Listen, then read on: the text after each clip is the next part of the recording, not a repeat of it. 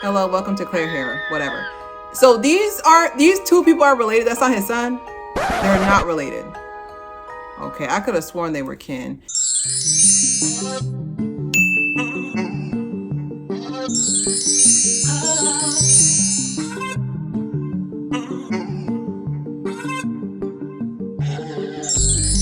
Anyways, today we're going to be we're going to be doing two reviews today. We're going to be do reviews in one. We're going to be doing The Haunted Mansion for 2003 and then Disney's Haunted Mansion 2023. So 20 years exactly later. So the first half is going to be, we're going to be talking about the older one and then we're going to go into the new one. First things first about the older one.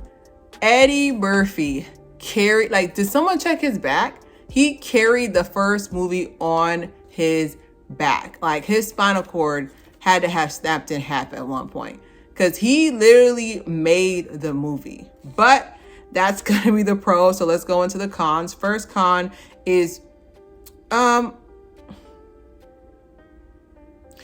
very unclear to me how these ghosts look like humans. Like they disappeared like in the moonlight, but like that was very unclear about the original one. Was the fact that like how they look like humans. And then at one point I had a theory that Darcy I had a theory that the owner of the house, like I had a theory that he couldn't touch anybody, but then he touches little mom and I'm just like, okay, so you can touch humans, so are you technically a poltergeist? Like that part was a little confusing. I was confusion on that. Number two, and this is like a big con, why wasn't there more questioning? I feel like there wasn't enough questions. I think when they called him, it's like, we need you to come to the me being the linguist that I am, I would have noticed that his British accent is a little bit older, so I'd been able to know that it's a little bit aged, so I'd be able to hear like his. But if some creepy voice is calling me on my cellular device, I'm not going to see you. I'm not coming to your house. But there was just a lot of stuff that I wish they would have questioned more. But the main pro is that Eddie Murphy, and then I love Jennifer Tilly. She has like such a soft little, I'm Jennifer. Like I love her voice. They both carried the movie. I mean, one of the pros was the best line from the original movie was when the main guy, when he was like, I'll fight you for her. He was like, I'm just gonna keep whooping your booty in the afterlife, so you can do whatever you gotta do to me here. I was like, only black people will roast somebody that's trying to unalive them. Like, we are the best. Like, I know I can't say that, but only we would do some stuff like that. Your life's literally being threatened. You're just like, I mean, I could take anybody. I'm sorry, but that is like one of the, I don't know, it's like I don't know if the trauma makes us able to think on our feet more, but only a black person can roast somebody that's trying to attack them. Another pro was just that I just really felt like the Disney, like this was like back in the day when like the Disney magic was at its peak. Like you felt like you were taken to a different place. And then I also like that, I believe it was such a big deal when it first came out. I was alive during then. It was a big deal when it first came out because it's like, this is the first time they had a black person leading. They had a black person leading a Disney movie and they trusted and invested in him. I think the box office did really good. But I also feel like the runtime was really good as well. Like it was long enough to where like it felt like I was watching a movie, but it wasn't too short to where it's just like they're just trying to pile everything in at the last moment. But it was really nice to watch it again because I watched it again since I had watched the new one. Like it was really nice to watch it again and just know like it was a better time. It was DSL. The phones made me laugh. Like the Nokia phones took me back because that Nokia phone, legend has it that, that Nokia phone probably still has charge to this day. So I really liked watching it all over again. But I can definitely say my overall review for Disney, for The Haunted Mansion, is definitely a 4 out of 5 for me. I would watch it again. It made me feel like I wanted to see a sequel to that exact storyline, with the butler poisoning, spoiler alert, 20 years ago, the butler poisoning the girl because, at the time, not everybody liked when mixing of milks were done. It was really nice to like show like they touched on that subject and they were able to do it in like a nice little, like a nice Disney version way. And the images to me were not too scary to where a kid couldn't, you know, sleep at night that night. But I really, really enjoyed the film. So enjoy my review of the new Haunted Mansion. I am back with you with another review. And so we're going to be talking about Haunted Mansion. For some reason, these new movies are just taking off the first article of the word and being like, not Fast and Furious, but the Fast and Furious. And I'm just like, no. So I just needed my profile picture. So we're going to be talking about the pros and cons.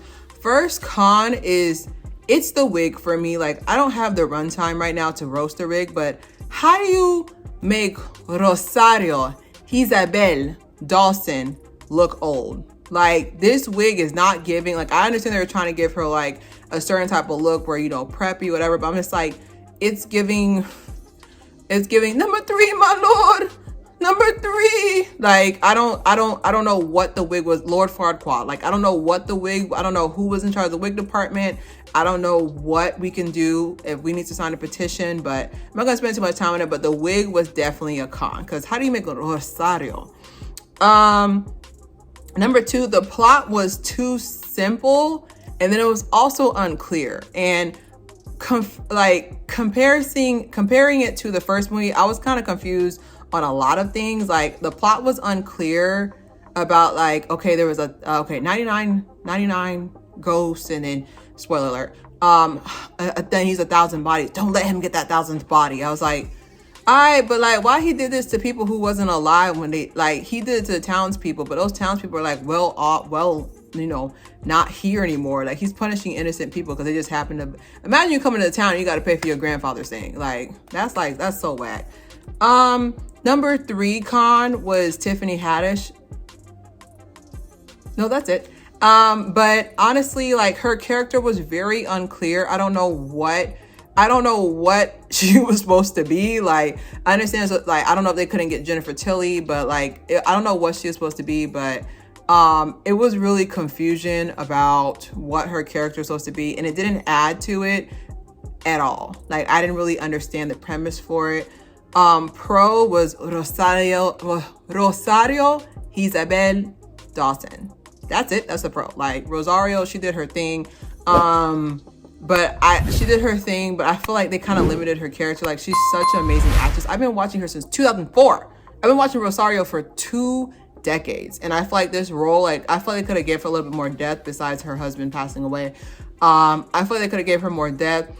Lakeith Stanfield, like, when he said, give me your grief, like, give me your pain, like, when at the end to his little boy, like, I was like, damn, Lakeith is going for that Oscar role. Like, when he was scared, like, I could see it in his face. Like, he's just an amazing, like, Lakeith is just such an amazing actor. Like, regardless of the role, he is going to pay his bills today. Rent was due. Danny DeVito, how do you not love Danny DeVito? Like, how do you not love Danny DeVito? Like, Danny DeVito is like, he's like main character. So he definitely sold his role as well. But I can definitely say overall, I give the new movie, I give it a 2 out of 5.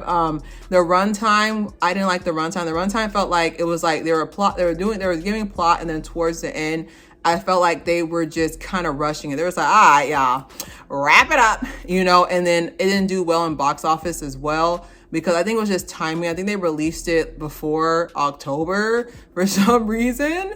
So I can definitely, they released it before October or whatever. I don't know when they released it, but I know they released it at the wrong time, but it was just boring. It had absolutely nothing to do with the first one. And that's why they called it just Haunted Mansion instead of the Haunted Mansion 2.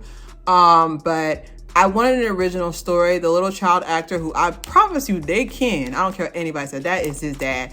The child actor, I feel like he did his thing, but I just wasn't buying it. You know, like, at one point I was really annoyed by him, and I was like, dang, like, he's a good actor, because I'm annoyed. But overall, like, they could have kept this movie in the Disney vault. What they could do to improve it, I would definitely say that wig. I'm sorry. I'm sorry. The wig itself deserves a Raspberry Award. Like, not Rosario. Like, the wig deserves to go. The wig needs to leave. The wig needs to go somewhere. I don't know where it needs to go, but the wig's gotta leave. I'm sorry, the wig's gotta go.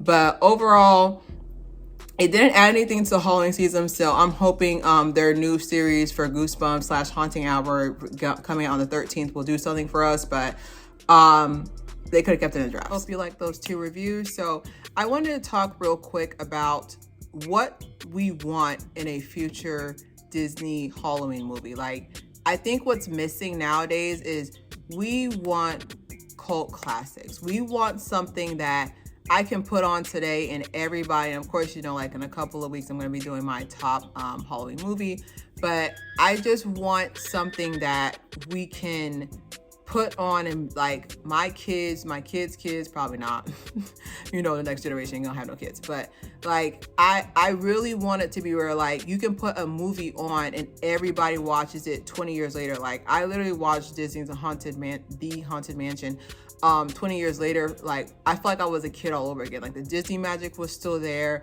There was a plot. It was still kid friendly. It was enough. It's kid friendly, but it's also more entertaining as well for adults as well.